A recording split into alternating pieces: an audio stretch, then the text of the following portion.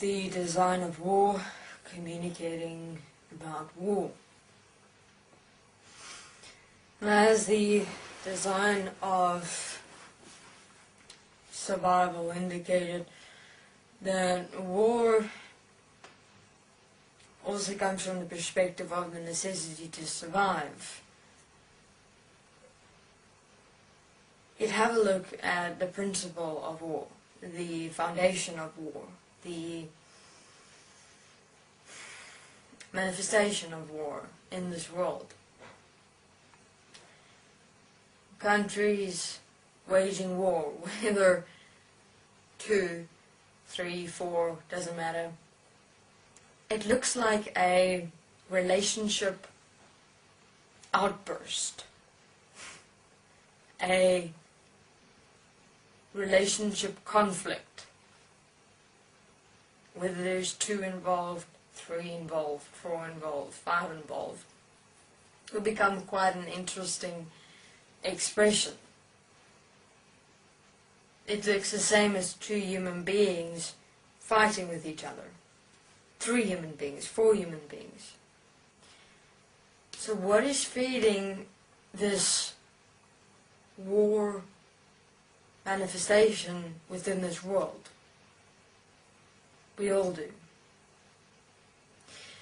It's able to even be seen in school, where you have a group of beings standing together. All of a sudden, the one breaks out, blames the other one for something that, this being has done. Then everyone else get involved, and everyone else is shouting and screaming and fighting. Then later on, maybe slaps or fists or kicks on the floor.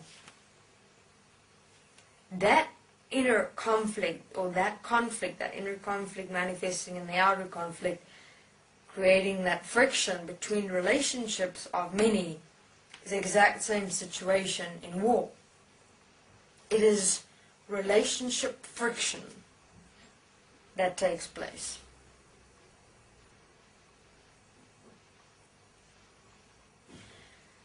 And what is the most bizarre manifestation of war is that it's 2 goddamn countries, it's like 2, waging war against each other. But what and who started it? Presidents or the governments. And then the governments manipulate their countries, their societies, to say, we're going to fuck up this country. This one says, we're going to fuck up this country, and this is the reason why. Believe me, believe me, believe me. And then both countries go, yes, yes, yes, I support you. And they go, fuck you, people. It is ridiculous. So what and who is actually waging war? The 2 authority figures were way on top. Not even talking about the elite which is behind the waging of war, organizing the whole goddamn thing to play out, to exist. So let's take it from this perspective. Let's say the elite is like the mind. Now, here are 2 beings, here are 2 countries. Now, 2 beings have got minds, and the 2 countries have got the elite that now represent the mind. Now it's the elite behind these 2, saying this to that one, saying this to that one. Now you have the 2 minds of the 2 beings, the minds individually saying shit inside their head with thoughts, feelings, emotions.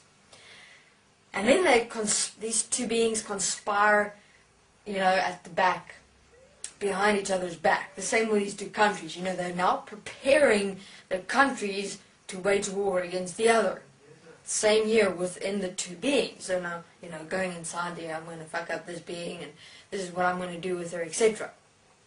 Now, I declare war, this country to that country. And this being says, I'm angry with you. Why did you do that? I'm going to really hit you. And then the conflict and the war starts. So really have a look. The manifestation of war is a relationship, friction, conflict within and as human beings. Therefore, I would suggest do not have a relationship with anything or anyone in this world. That no matter who or what is in your world, that or it can just walk away and it will not change you in any way whatsoever. Because it's in those relationship formations that inevitably relationships can only last so long. The energy runs out of the mind consciousness system, and 10 times out of 1, the relationship ends up in absolute anger, conflict. Beings are able to talk to each other for a lifetime again. Therefore, those moments of conflict is what's feeding the war system of the world. You want to stop war, human beings, you sort out the inner conflict of relationship friction that exists within your world.